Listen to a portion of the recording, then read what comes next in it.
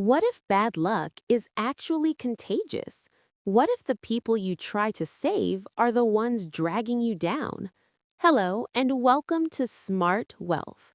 Today we're breaking down Law 10 from the 48 Laws of Power, Infection. Avoid the unhappy and unlucky. In this lesson, you'll learn why misery spreads like a virus and how to protect your energy by surrounding yourself with the fortunate. Let's dive in. Law 10. Infection. Avoid the unhappy and unlucky. Judgment. You can die from someone else's misery. Emotional states are as infectious as diseases. You may feel you are helping the drowning man, but you are only precipitating your own disaster. The unfortunate sometimes draw misfortune on themselves. They will also draw it on you. Associate with the happy and fortunate instead. Transgression of the law.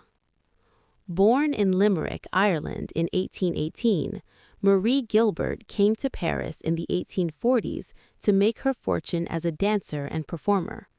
Taking the name Lola Montez, her mother was of distant Spanish descent, she claimed to be a flamenco dancer from Spain.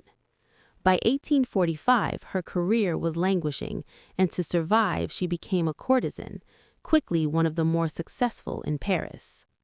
Only one man could salvage Lola's dancing career, Alexandre Dujardin, owner of the newspaper with the largest circulation in France and also the newspaper's drama critic. She decided to woo and conquer him. Investigating his habits, she discovered that he went riding every morning. An excellent horsewoman herself, she rode out one morning and, accidentally, ran into him. Soon, they were riding together every day. A few weeks later, Lola moved into his apartment. For a while, the two were happy together. With Dujardin's help, Lola began to revive her dancing career. Despite the risk to his social standing, Dujardin told friends he would marry her in the spring. Lola had never told him that she had eloped at age 19 with an Englishman and was still legally married. Although Dujardin was deeply in love, his life started to slide downhill. His fortunes in business changed, and influential friends began to avoid him. One night, Dujardin was invited to a party, attended by some of the wealthiest young men in Paris. Lola wanted to go too, but he would not allow it. They had their first quarrel, and Dujardin attended the party by himself. There, hopelessly drunk, he insulted an influential drama critic, Jean-Baptiste Rosamond de Beauvois, perhaps because of something the critic had said about Lola. The following morning, Beauvois challenged him to a duel. Beauvois was one of the best pistol shots in France. Dujardin tried to apologize, but the duel took place, and he was shot and killed. Thus ended the life of one of the most promising young men of Paris society. Devastated, Lola left Paris. In 1846, Lola Montez found herself in Munich, where she decided to woo and conquer King Ludwig of Bavaria. The best way to Ludwig, she discovered, was through his aide-de-camp, Count Otto von Rechberg, a man with a fondness for pretty girls. One day, when the Count was breakfasting at an outdoor cafe, Lola rode by on her horse and was accidentally thrown from the saddle and landed at Rechberg's feet. The Count rushed to help her and was enchanted. He promised to introduce her to Ludwig. Rechberg arranged an audience with the king for Lola, but when she arrived in the anteroom, she could hear the king saying he was too busy to meet a favor-seeking stranger. Lola pushed aside the sentries and entered his room anyway. In the process, the front of her dress somehow got torn, perhaps by her, perhaps by one of the sentries, and to the astonishment of all, most especially the king, her bare breasts were brazenly exposed. Lola was granted her audience with Ludwig. 55 hours later, she made her debut on the Bavarian stage. The reviews were terrible, but that did not stop Ludwig from arranging more performances. A nut found itself carried by a crow to the top of a tall campanile, and by falling into a crevice, succeeded in escaping its dread fate. It then besought the wall to shelter it by appealing to it by the grace of God, and praising its height and beauty and noble tone of its bells. Alas, it went on, as I have not been able to drop beneath the green branches of my old father, and to lie in the fallow earth covered by his fallen leaves, do you, at least, not abandon me. When I found myself in the beak of the cruel crow, I made a vow that if I escaped, I would end my life in a little hole. At these words, the wall, moved with compassion, was content to shelter the nut in the spot where it had fallen. Within a short time, the nut burst open. Its roots reached in between the crevices of the stones and began to push them apart. Its shoots pressed up toward the sky. They soon rose above the building, and as the twisted roots grew thicker, they began to thrust the walls apart and force the ancient stones from their old places. Then the wall, too late and in vain, bewailed the cause of its destruction, and in short time it fell in ruin. Leonardo da Vinci, 1452 to 1419. In his own time, Simon Thomas was a great doctor. I remember that I happened to meet him one day at the home of a rich old consumptive. He told his patient when discussing ways to cure him that one means was to provide occasions for me to enjoy his company. He could then fix his eyes on the freshness of my countenance and his thoughts on the overflowing cheerfulness and vigor of my young manhood. By filling all his senses with the flower of my youth, his condition might improve. He forgot to add that mine might get worse. Montaigne, 1533. Many things are said to be infectious. Sleepiness can be infectious and yawning as well. In large-scale strategy, when the enemy is agitated and shows an inclination to rush, do not mind in the least. Make a show of complete calmness, and the enemy will be taken by this and will become relaxed. You infect their spirit. You can infect them with a carefree, drunk-like spirit, with boredom, or even weakness. Ludwig was, in his own words, bewitched by Lola. He started to appear in public with her on his arm, and then he bought and furnished an apartment for her on one of Munich's most fashionable boulevards. Although he had been known as a miser and was not given to flights of fancy, he started to shower Lola with gifts and to write poetry for her. Now, his favored mistress, she catapulted to fame and fortune overnight. Lola began to lose her sense of proportion.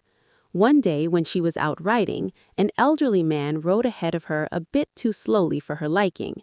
Unable to pass him, she began to slash him with her riding crop. On another occasion, she took her dog, unleashed, out for a stroll. The dog attacked a passerby, but instead of helping the man get the dog away, she whipped him with the leash. Incidents like this infuriated the stolid citizens of Bavaria, but Ludwig stood by Lola and even had her naturalized as a Bavarian citizen. The king's entourage tried to wake him to the dangers of the affair, but those who criticized Lola were summarily fired. While Bavarians who had loved their king now outwardly disrespected him, Lola was made a countess, had a new palace built for herself, and began to dabble in politics, advising Ludwig on policy. She was the most powerful force in the kingdom. Her influence in the king's cabinet continued to grow, and she treated the other ministers with disdain. As a result, riots broke out throughout the realm. A once peaceful land was virtually in the grip of civil war, and students everywhere were chanting, "Rouse with Lola." By February of 1848, Ludwig was finally unable to withstand the pressure. With great sadness, he ordered Lola to leave Bavaria immediately. She left, but not until she was paid off. For the next 5 weeks, the Bavarians' wrath was turned against their formerly beloved king. In March of that year, he was forced to abdicate. Lola Montez moved to England. More than anything, she needed respectability, and, despite being married, she still had not arranged a divorce from the Englishman she had wed years earlier. She set her sights on George Trafford Heald, a promising young army officer who was the son of an influential barrister. Although he was 10 years younger than Lola and could have chosen a wife among the prettiest and wealthiest young girls of English society, Heald fell under her spell. They were married in 1949. Soon arrested on the charge of bigamy, she skipped bail, and she and Heald made their way to Spain. They quarreled horribly, and on one occasion, she slashed him with a knife. Finally, she drove him away. Returning to England, he found he had lost his position in the army.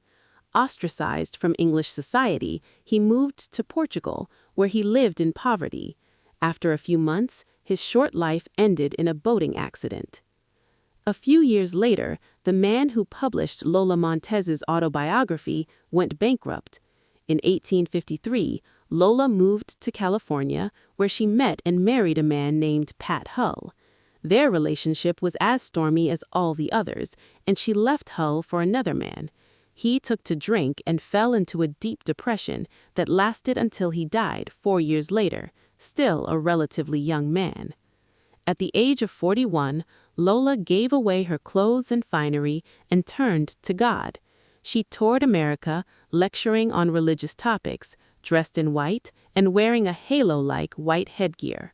She died 2 years later in 1861. Interpretation. Lola Montez attracted men with her wiles, but her power over them went beyond the sexual. It was through the force of her character that she kept her lovers enthralled. Men were sucked into the maelstrom she churned up around her.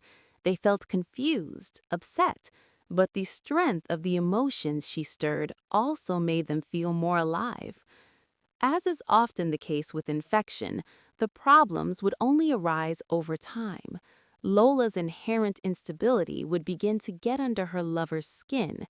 They would find themselves drawn into her problems, but their emotional attachment to her would make them want to help her. This was the crucial point of the disease, for Lola Montez could not be helped. Her problems were too deep. Once the lover identified with them, he was lost. He would find himself embroiled in quarrels. The infection would spread to his family and friends, or, in the case of Ludwig, to an entire nation. The only solution would be to cut her off or suffer an eventual collapse. The infecting character type is not restricted to women. It has nothing to do with gender. It stems from an inward instability that radiates outward, drawing disaster upon itself. There is almost a desire to destroy and unsettle. You could spend a lifetime studying the pathology of infecting characters, but don't waste your time. Just learn the lesson. When you suspect you are in the presence of an infector, don't argue, don't try to help, don't pass the person on to your friends, or you will become enmeshed. Flee the infector's presence or suffer the consequences. Regard no foolish man as cultured, though you may reckon a gifted man as wise, and esteem no ignorant abstainer a true ascetic. Do not consort with fools, especially those who consider themselves wise, and be not self-satisfied with your own ignorance. Let your intercourse be only with men of good repute, for it is by such association that men themselves attain to good repute. Do you not observe how sesame oil is mingled with roses or violets, and how, when it has been for some time in association with roses or violets, it ceases to be sesame oil and is called oil of roses or oil of violets? A mirror for princes. Kai Kauz ibn Iskandar. Jan Cassius has a lean and hungry look. He thinks too much. I do not know the man I should avoid so soon as that spare Cassius. Such men as he be never at heart's ease, whiles they behold a greater than themselves, and therefore are they very dangerous. Julius Caesar, William Shakespeare, 1564 to 1616. Keys to power. Those misfortunates among us who have been brought down by circumstances beyond their control deserve all the help and sympathy we can give them. But there are others who are not born to misfortune or unhappiness, but who draw it upon themselves by their destructive actions and unsettling effect on others. It would be a great thing if we could raise them up, change their patterns, but more often than not, it is their patterns that end up getting inside and changing us. The reason is simple. Humans are extremely susceptible to the moods, emotions, and even the ways of thinking of those with whom they spend their time. The incurably unhappy and unstable have a particularly strong infecting power because their characters and emotions are so intense. They often present themselves as victims, making it difficult at first to see their miseries as self-inflicted. Before you realize the real nature of their problems, you have been infected by them. Understand this. In the game of power, the people you associate with are critical. The risk of associating with infectors is that you will waste valuable time and energy trying to free yourself. Through a kind of guilt by association, you will also suffer in the eyes of others. Never underestimate the dangers of infection. There are many kinds of infector to be aware of, but one of the most insidious is the sufferer from chronic dissatisfaction. Cassius, the Roman conspirator against Julius Caesar, had the discontent that comes from deep envy. He simply could not endure the presence of anyone of greater talent.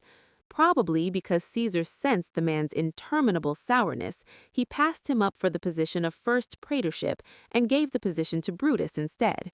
Cassius brooded and brooded, his hatred for Caesar becoming pathological. Brutus himself, a devoted Republican, disliked Caesar's dictatorship. Had he had the patience to wait, he would have become the first man in Rome after Caesar's death and could have undone the evil that the leader had wrought. But Cassius infected him with his own rancor, bending his ear daily with tales of Caesar's evil. He finally won Brutus over to the conspiracy. It was the beginning of a great tragedy. How many misfortunes could have been avoided had Brutus learned to fear the power of infection? There is only one solution to infection: quarantine. But by the time you recognize the problem, it is often too late. A Lola Montez overwhelms you with her forceful personality. Cassius intrigues you with his confiding nature and the depth of his feelings. How can you protect yourself against such insidious viruses? The answer lies in judging people on the effects they have on the world and not on the reasons they give for their problems. Infectors can be recognized by the misfortune they draw on themselves, their turbulent past, their long line of broken relationships, their unstable careers, and the very force of their character which sweeps you up and makes you lose your reason. Be forewarned by these signs of an infector. Learn to see the discontent in their eye. Most important of all, do not take pity. Do not enmesh yourself in trying to help. The infector will remain unchanged, but you will be unhinged. The other side of infection is equally valid, and perhaps more readily understood. There are people who attract happiness to themselves by their good cheer, natural buoyancy, and intelligence. They are a source of pleasure, and you must associate with them to share in the prosperity they draw upon themselves. This applies to more than good cheer and success. All positive qualities can infect us. Talleyrand had many strange and intimidating traits, but most agreed that he surpassed all Frenchmen in graciousness, aristocratic charm, and wit. Indeed, he came from one of the oldest noble families in the country, and despite his belief in democracy and a French republic, he retained his courtly manners. His contemporary Napoleon was in many ways the opposite, a peasant from Corsica, taciturn and ungracious, even violent. There was no one Napoleon admired more than Talleyrand. He envied his minister's way with people, his wit, and his ability to charm women, and as best he could, he kept him around, hoping to soak up the culture he lacked. There is no doubt that Napoleon changed as his rule continued. Many of the rough edges were smoothed by his constant association with Talleyrand. Use the positive side of this emotional osmosis to advantage. If, for example, you are miserly by nature, you will never go beyond a certain limit. Only generous souls attain greatness. Associate then with the generous, and they will infect you, opening up everything that is tight and restricted in you. If you are gloomy, gravitate to the cheerful. If you are prone to isolation, force yourself to befriend the gregarious. Never associate with those who share your defects. They will reinforce everything that holds you back. Only create associations with positive affinities. Make this a rule of life, and you will benefit more than from all the therapy in the world. Authority. Recognize the fortunate so that you may choose their company, and the unfortunate so that you may avoid them. Misfortune is usually the crime of folly, and among those who suffer from it, there is no malady more contagious. Never open your door to the least of misfortunes, for if you do, many others will follow in its train. Do not die of another's misery. Balthazar Gracian. Reversal. This law admits of no reversal. Its application is universal. There is nothing to be gained by associating with those who infect you with their misery. There is only power and good fortune to be obtained by associating with the fortunate. Ignore this law at your peril. Misfortune is a disease. Negative people are carriers. They bring disaster upon themselves, and then they bring it on you. You might think you are helping, but you are only drowning with them. Your luck is linked to your circle. Stay with the fortunate. Stay with the happy. Think of Lola Montez and King Ludwig. Lola was a dancer who brought ruin.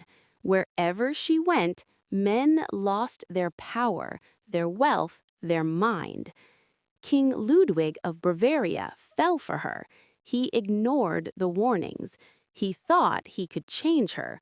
Instead, she caused a revolution. He lost his throne. He lost his kingdom. The infector always wins if you let them in. Misery is contagious. Avoid those who always suffer.